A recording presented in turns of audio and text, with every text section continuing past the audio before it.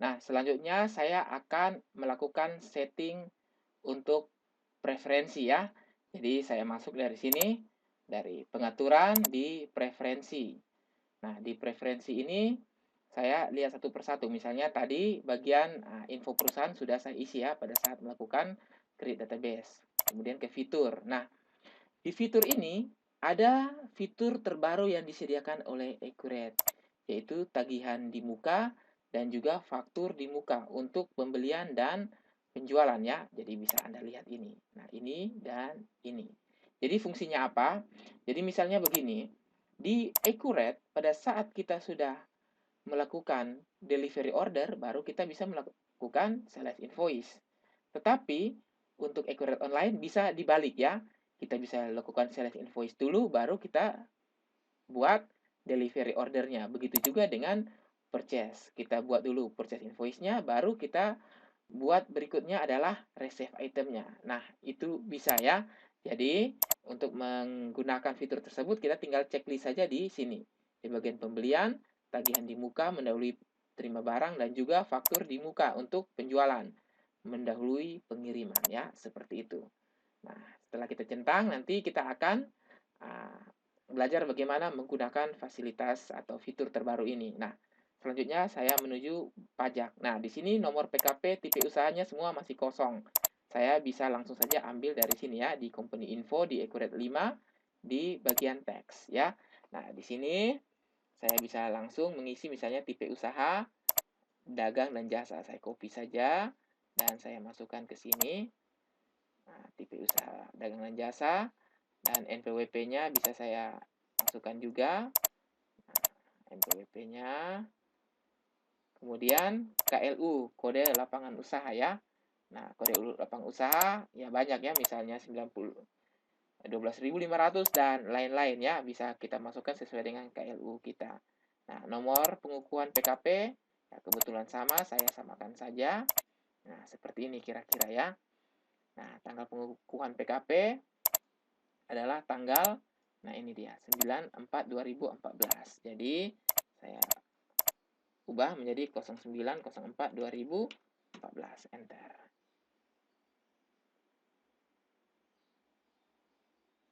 Maaf, saya lihat lagi ya. Kita ulangi lagi di preferensi. Coba kita lihat di fitur pajaknya apakah sudah berubah. Oke ya, sudah berubah. Nah, selanjutnya kita bisa lihat lagi di penjualan. Nah, ini ada fitur perbarui biaya barang saat simpan ulang retur penjualan. Apabila Anda inginkan, Anda bisa melakukan checklist. Dan di sini ada di bagian pembelian. Nah, ini akun selisih. Jadi, akun selisih ini adalah akun selisih pada saat transaksi pembelian di mana biaya ditagihkan ke pemasok lain. Jadi, nah di tanggalnya sebaiknya kita pilih di tanggal tagihan biaya dan akun selisihnya saya pilih saja break in ya. Nah, coba variance break in coba. Jadi saya pilih break in and variance-nya. Jadi saya pilih akun ini dan tanggal jurnalnya sebaiknya pilih di tanggal tagihan biaya agar laporan keuangan pada saat yang lalu tidak berubah ya. Jadi nah, ini ada juga fitur seperti ini di Accurate 5. Nah, jadi di Accurate 5 kira-kira, nah kalau saya mau tunjukkan ya, nah ini dia.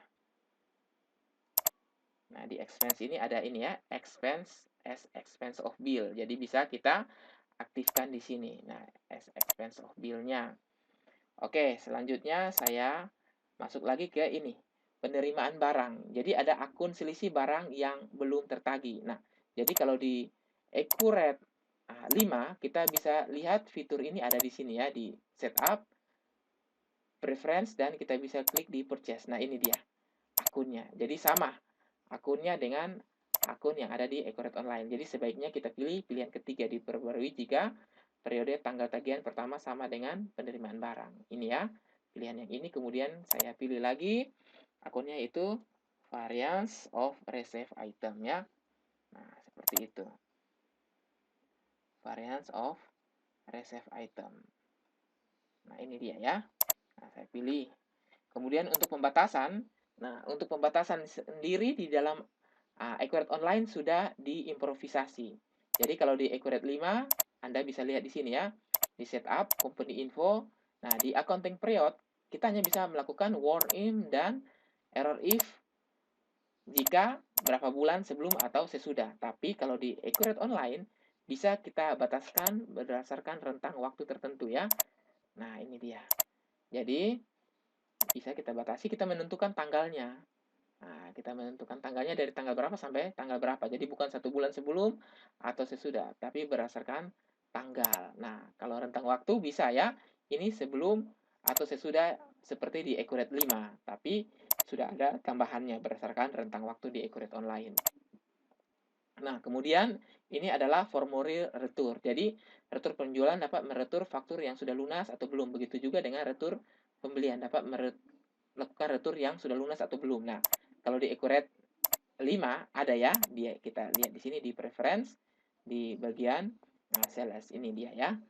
Nah, kalau kita klik di all sales invoice, nah, begitu juga di purchase, all purchase invoice berarti yang sudah lunas pun bisa dilakukan retur. Nah, di sini saya klik saja ya. Jadi walaupun sudah lunas bisa dibuat retur. Nah, di sini nomor produksi seri produksi barang dapat mengisi nomor seri yang tidak ada stok. Kita jangan centang ya, biar supaya ada kontrolnya terhadap nomor seri dari suatu item, baik itu batch number maupun unit number. Nah, untuk persetujuan, nah ini adalah fitur baru yang ditunggu-tunggu oleh seluruh perusahaan, di mana harus melalui suatu persetujuan terlebih dahulu baru transaksi tersebut bisa di jurnal. Jadi contohnya pada Accurate 5, saat saya melakukan sales invoice ya, maka transaksi ini akan langsung di jurnal ya, langsung di jurnal seperti ini. Tetapi untuk Accurate Online tidak akan terjadi penjurnalan sebelum di approve. Jadi sifatnya akan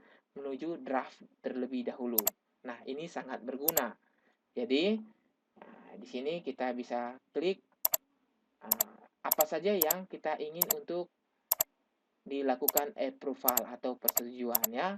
Nah, kalau Anda ingin melakukan semuanya, Anda bisa klik di semuanya ya. Jadi, misalnya sales ordernya dilakukan oleh sales, nah nanti persetujuannya akan dilakukan oleh sales manager. Begitu juga dengan misalnya sales invoice dilakukan oleh admin, nanti akan disetujui oleh accounting manajernya atau yang lain-lainnya yang sudah ditentukannya. Kita bisa klik. Nah, ini adalah modul-modul yang bisa kita lakukan proses approval atau persetujuan. Nah, kita bisa lihat sendiri. Nah, jadi saya klik seluruhnya. Oke, di sini ada atribut tambahan. Nanti akan kita bahas ya. Nah, atribut tambahan ini fungsinya untuk apa? Kemudian di sini ada akun perkiraan. Nah, ini yang sudah kita lakukan tadi sebelumnya. Nah, selanjutnya di lain-lain. Nah, ini ya, di lain-lain ada juga di Accurate 5. Jadi, kita bisa lihat lain-lainnya di preference. Nah, di sini miscellaneous. Aging rates-nya bisa dihitung 30 day. Nah, dihitung berdasarkan apa? Due date atau invoice date ya, seperti itu. Jadi, di Accurate Online juga ada. Nah, kita bisa lihat. Dan komisi penjual, nah, untuk komisi penjual secara otomatis di Accurate 5 akan dihitung berdasarkan invoice yang sudah lunas saja. Tetapi kalau di Accurate Online bisa diberikan kebebasan. Apakah mau dihitung berdasarkan semua faktur atau faktur yang sudah lunas saja. Jadi, sudah ada peningkatannya dari Accurate 5 ke Accurate Online. Nah, demikian. Jadi, kita klik simpan saja.